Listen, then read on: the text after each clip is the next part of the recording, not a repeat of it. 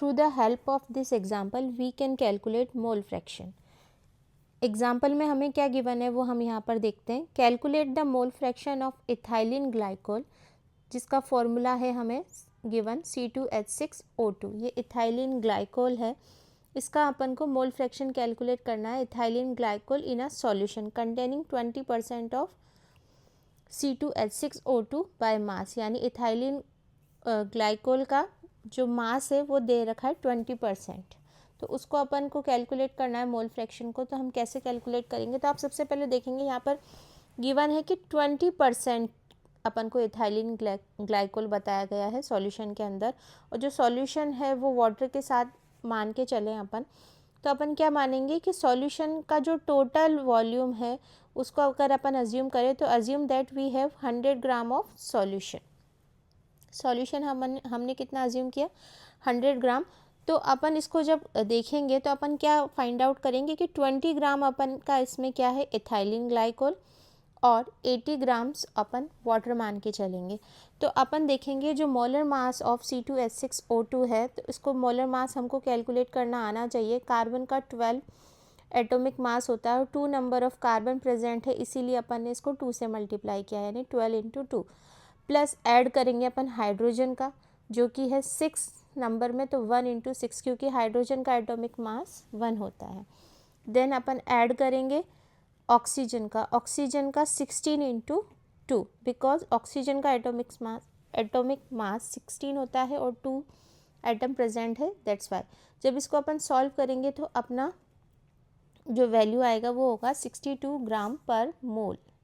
ठीक है, अब ये तो अपन ने मोलर मास कैलकुलेट कर लिया किसका, इथाइलिन ग्लाइकोल का। अब मोलर मास कैलकुलेट करने के बाद अपन नंबर ऑफ मोल्स कैलकुलेट करेंगे किसके, इथाइलिन ग्लाइकोल के। तो वी नो दैट कि 20 ग्राम्स ऑफ इथाइलिन ग्लाइकोल हमने लिया है और टोटल जो इसका मोलर मास हमने कैलकुलेट किया विच इज़ 62 ग्राम पर मोल।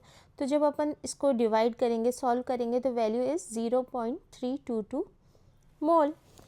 ठीक है, तो ये अपन ने मोल्स कैलकुलेट कर लिए इथाइलिन ग्लाइकोल के। देन अपन कैलकुलेट करेंगे वाटर के मोल्स। तो वाटर के मोल्स कैलकुलेट भी सेम इसी तरीके से किया जाएगा। वाटर का वेट इन ग्राम इज़ 80 ग्राम और जो इसका मोलर मास होगा वाटर का वो होगा 18 ग्राम, बिकॉज आप जानते हैं वाटर होता है H2O, तो 2 × 1 + 16 यानी 18।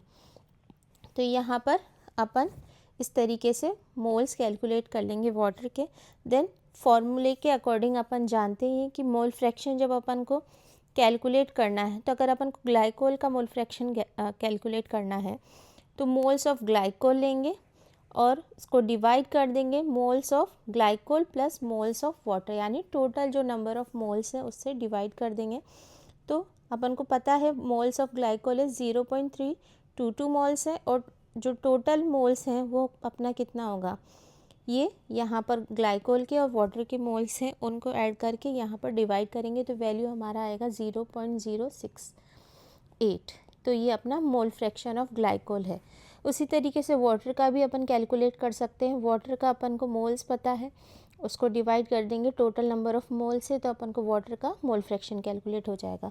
और वाटर का मोल फ्रैक्शन अपन अनदर वे से भी कैलकुलेट कर सकते हैं। कैसे, mole fraction of water can also be calculated as 1 minus this value, because we know that कि जो टोटल मोल फ्रैक्शन होता है उसका जो ऐड करें हम जितना भी है तो उसका वैल्यू क्या होता है, यूनिट, यानी 1। तो 1 में से माइनस करके हम इसको कैलकुलेट कर सकते हैं।